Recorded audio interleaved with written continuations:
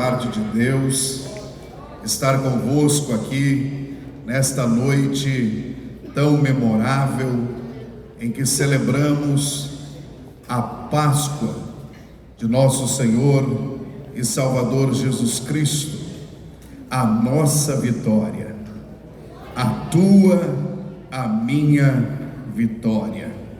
E eu quero inicialmente cumprimentar com grande dileção e honra pastor Silas Paulo de Souza, o digno presidente desta linda e abençoada igreja, também que é o 5º vice-presidente da nossa Convenção Geral das Assembleias de Deus no Brasil, e trago nesta ocasião um abraço do seu colega, pastor Geraldino da Silva, meu presidente da nossa querida Convenção Gaúcha, CEPADERGS, e também 4º secretário da nossa Convenção Geral. Ele me pediu pessoalmente para lhe transmitir o carinho, o apreço e o respeito que tem pela sua pessoa, pela história que foi construída pelo pastor Sebastião e que alcança os 4 cantos desta nação. Receba com muita alegria do nosso presidente esta saudação, e também trago a minha saudação da querida igreja que presido na Serra Gaúcha, nossa DSMI, nossa Assembleia de Deus, que está na cidade de São Marcos, cidade ao lado da nossa grande Caxias do Sul, que cumprimenta todos vocês e muitos irmãos que estão assistindo nesse momento a transmissão deste lindo culto, e nós celebramos a Deus pela vida dos nossos amados que vos saúdam em Cristo Jesus. Quero cumprimentar também, na pessoa do pastor Carlos Ivan, todos os demais pastores, membros da diretoria desta igreja, que me recebem com tanto amor e carinho, com tanta distinção nessa noite. Também quero cumprimentar, não está presente ainda, pastor José Soares, que é o responsável por encaminhar o convite para que estivéssemos ministrando neste final de semana no acampamento Preparados do Caialfa, este trabalho que também acreditamos ser uma ferramenta poderosa de Deus para a evangelização nas universidades e na escola ou nas escolas de todo o nosso país. Quero cumprimentar meu amigo, amado pastor Emerson Leite, também líder do Caialfa Teens, que tem cuidado de mim como nenhum gaúcho poderia cuidar. E eu quero lhe agradecer por esse amor, por esse trato tão fino. Espero recebê-los e tratá-los da mesma forma que tenho recebido carinho e amor aqui nesta ocasião. E na pessoa dos nossos pastores gaúchos que aqui estão emprestados no Mato Grosso, quero cumprimentar todos os gaúchos que estão escondidos aí em algum lugar. Que lindo o trabalho desta orquestra. Eu me senti na velha Jerusalém, aonde vou há 25 anos, liderando trabalhos, já 36 vezes em Israel, e quando ouvi vocês tocando, parecia que eu estava na cidade velha, ali no castelo de Herodes, aonde são transmitidas as imagens nas paredes daquele castelo e são tocadas as músicas ou os hinos daquele evento, daquele momento. Me senti naquela noite em Jerusalém, em Páscoas que já participei lá. Que Deus use e abençoe vocês a cada dia, louvando a Deus também pelos corais que já adoraram o Senhor, de todos vocês que bendizeram o nome de nosso Senhor e Salvador Jesus Cristo. Mas sem delongas, porque a hora passa e passa rápido, eu gostaria de convidá-los, amados, a abrirmos a Bíblia Sagrada na primeira epístola de Pedro, por gentileza, no capítulo 1 e no versículo de número 3.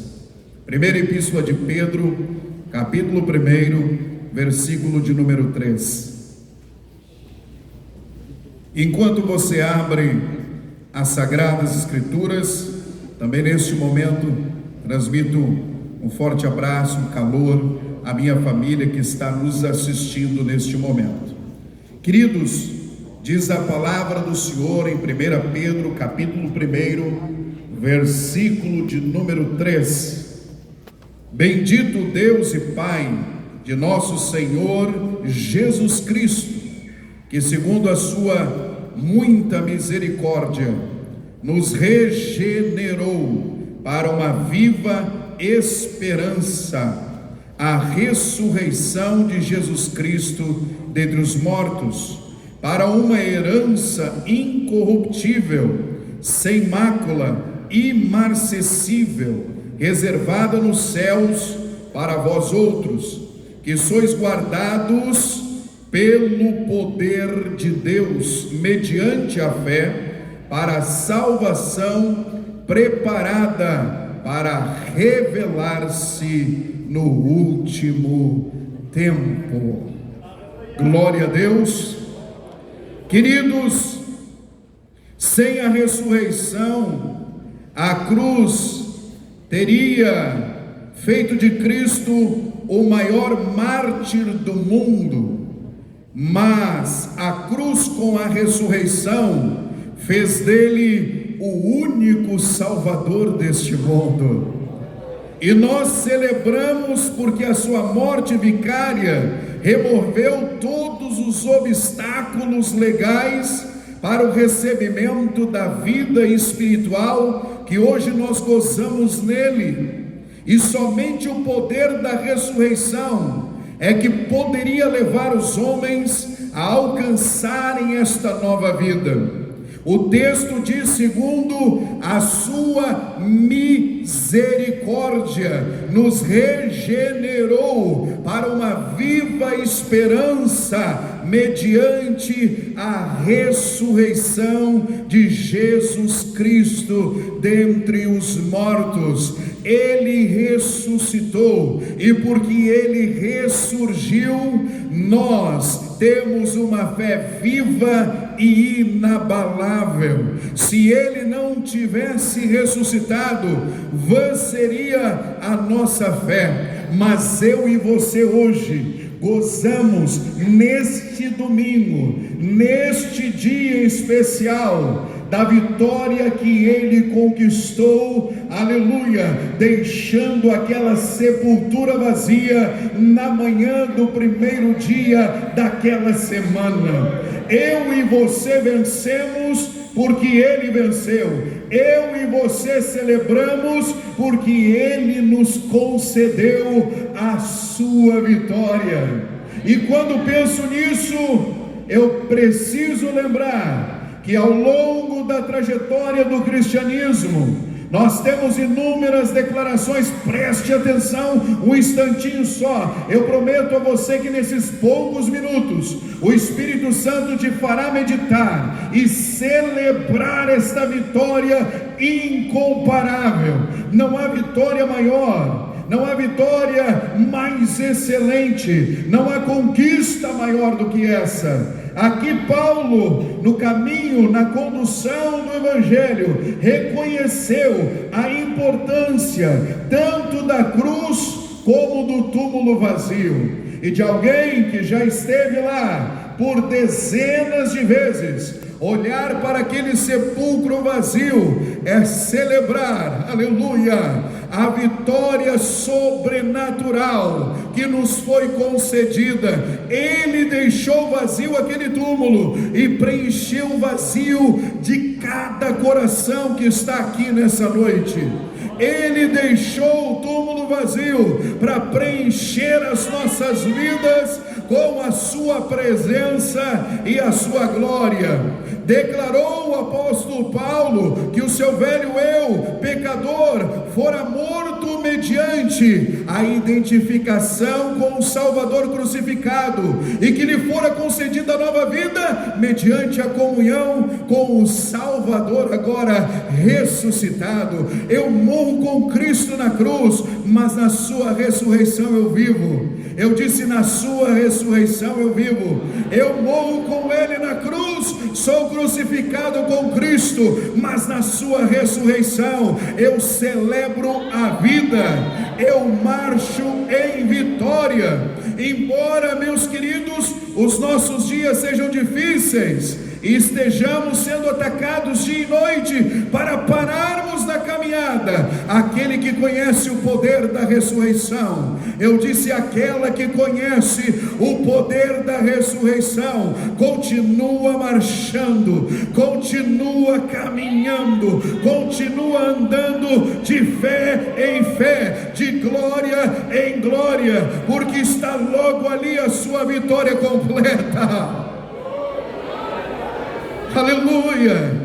Deus está olhando e Deus está procurando alguém que, como Paulo, possa afirmar: estou crucificado com Cristo, estou crucificado com Cristo, me identifico na sua morte, eu estou pregado na cruz com Ele. Ele, por este feito, me concedeu a mortificação da velha natureza, a mortificação da natureza carnal, esta natureza que todo dia se levanta com você naquela cama e luta para que você não faça a vontade de Deus, para que você não agrade a Deus, para que você não adore a Deus, para que você não honre e glorifique a Deus no seu corpo. Essa natureza, ela se levanta todos os dias com você,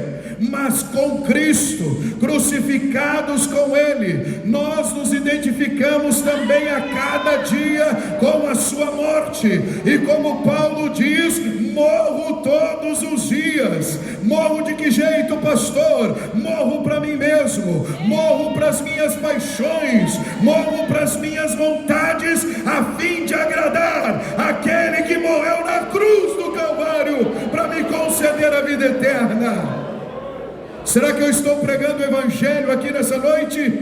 Será que eu estou anunciando a palavra de Deus pura e simples como ela é? Pois então, se esse pastor está anunciando a verdade ao teu coração, celebre por ela com grande júbilo. Levante a sua mão e adore o nome dele. Ele merece ser exaltado. Foi ele quem te concedeu o que ninguém mais poderia te conceder naquela cruz. Ele rasgou, aleluia, a dívida que nós tínhamos, e ele pregou naquela cruz, dizendo que a nossa vitória havia sido alcançada. Queridos, diante desse seleto grupo de pregadores e pastores, eu trago de volta, trago ao seu entendimento a necessidade de pregarmos a cruz nua e crua como ela é. Deus não precisa de adornos ou de adereços.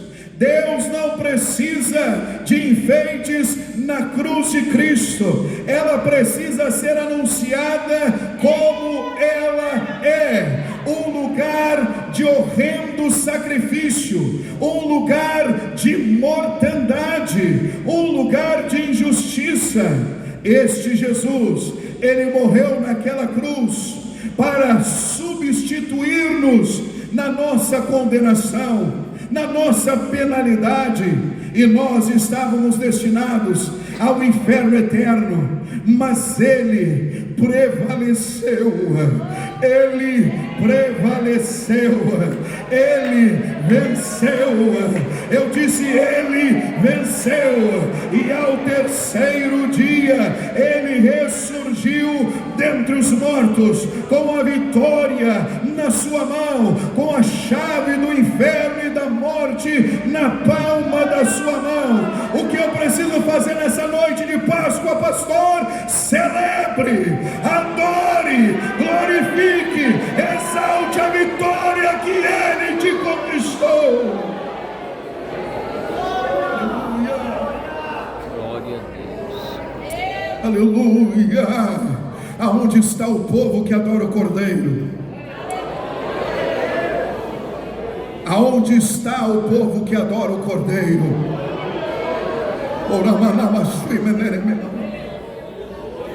Esse cordeiro foi morto, esse cordeiro foi oferecido num altar horrendo de sacrifício. Desde o Antigo Testamento, na ordenança do Senhor dos sacrifícios de animais, disse ele ao povo de Israel: sem adereços, sem postes ídolos, sem aceras, sem astarotes, o povo de Israel, para amenizar o horror daqueles sacrifícios, construíam postes ídolos em torno do altar, edificavam bosques em torno do altar, levantavam as chamadas azeras em torno do altar. E Deus disse: limpem, removam tudo o que vocês colocaram diante do altar. O sacrifício precisa ser visto à distância, o cheiro do sangue precisa ser sentido à distância. Nós vivemos um tempo cada vez mais difícil, em que a teologia liberal procura encobrir o horror daquela cruz, mas Deus reafirma: sem azeras, sem adornos, sem postes e ídolos. É para que nós reconheçamos o horror daquele sacrifício. A cruz precisa ser apresentada nua e crua como ela é. O Salvador morreu e foi horrível a sua morte no meu e no seu lugar.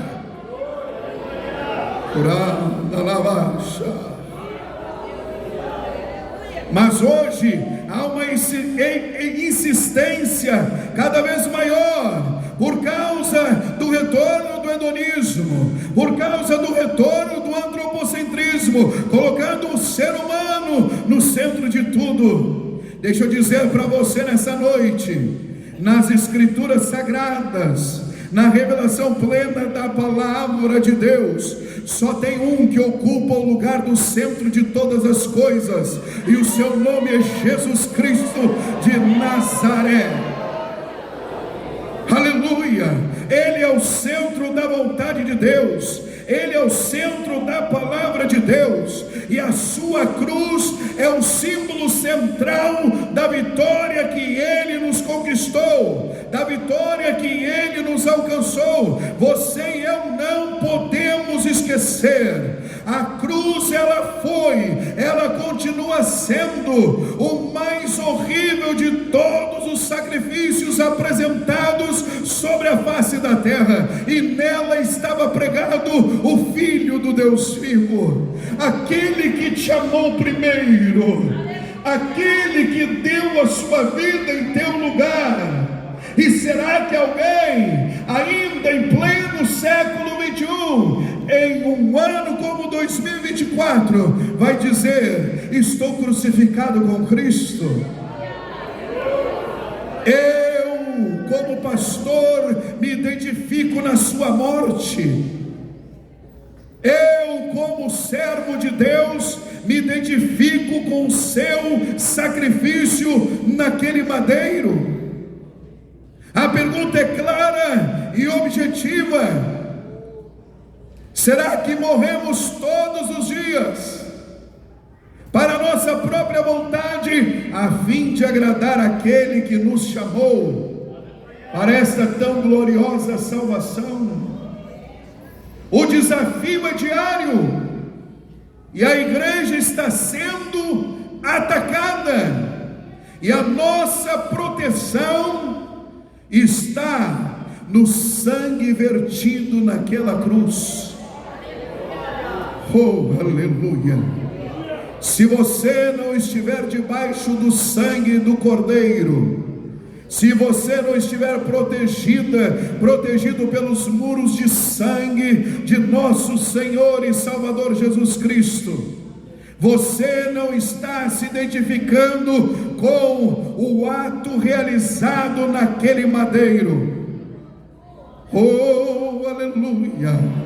Porque é este sangue que nos protege, é este sangue que nos purifica, é este sangue, aleluia, que nos guarda.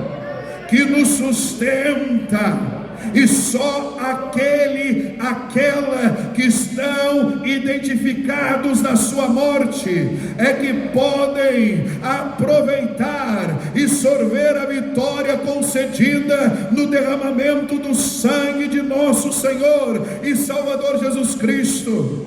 É preciso dizer, mas é preciso viver a declaração mais poderosa que a cruz nos concedeu: há poder no sangue de Jesus Cristo. Há poder no sangue de Jesus Cristo. Oh, há poder no sangue do Cordeiro de Deus que tira o pecado deste mundo. Nós precisamos viver isso. Hoje mais do que nunca, hoje mais do que nunca. Será que alguém entre nós pode anunciar: já não vivo mais eu, mas é Cristo quem vive em mim? Oh, aleluia!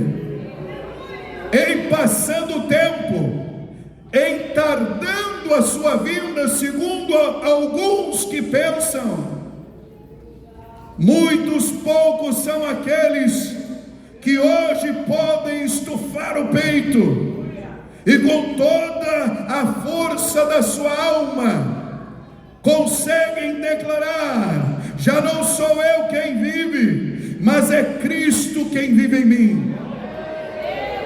Porque o verdadeiro cristianismo se consiste em não vivermos mais a nossa vida, mas a vida dele.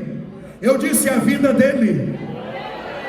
Nós, quando aceitamos, escolhemos deixar de viver a nossa vida para viver a vida do outro, para viver a vida dele, para viver a vida de Cristo em nós mesmos. Mas que luta é esta, pastor? Que batalha é esta? Porque eu vivo essa vida na carne, nessa natureza corrompida e pecaminosa. Eu tenho uma batalha, e a carne luta contra o Espírito, e o Espírito contra a carne, e um se opõe ao outro, para que não façamos o que queremos. Mas Paulo anuncia, na mesma epístola em que ele apresenta esta guerra interior de cada um de nós, que vivemos e experienciamos todos os dias, ele disse: eu não vivo pela vista, eu não vivo por aquilo que posso ver, eu vivo pela fé no Filho de Deus, que me amou e a si mesmo se entregou por mim naquela cruz.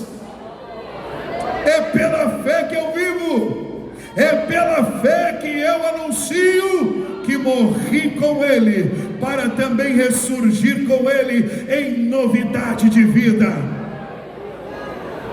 É por isso que Paulo afirma à igreja de Corinto: esta é a razão, porque existem muitos fracos e doentes no vosso meio, e muitos que dormem, nunca nasceram de novo, nunca experimentaram a nova vida em Cristo Jesus, nunca tiveram uma experiência do novo nascimento. Mas pastor, eu estou há tantos anos na igreja, estou cansado de ver anciãs, por anos, frequentando os cultos, participando das atividades da igreja. Não seja pela idade. Um ancião, príncipe dos judeus, um dos grandes homens do Sinédrio, um dos grandes rabinos de Jerusalém, veio a Galileia e precisou ter um encontro a sós com o mestre, e ele escolheu ser esse encontro à noite. Um ancião chamado Nicodemos veio questionar o rabino da Galileia, e o rabino da Galileia não disse outra coisa para aquele estudioso das Escrituras, para aquele homem cansado de conhecer e de aprender as palavras de Deus. Disse o Senhor Jesus: uma coisa te é necessária, Nicodemos. Aquele velho homem estava ouvindo, e Jesus afirma: necessário te é nascer de novo.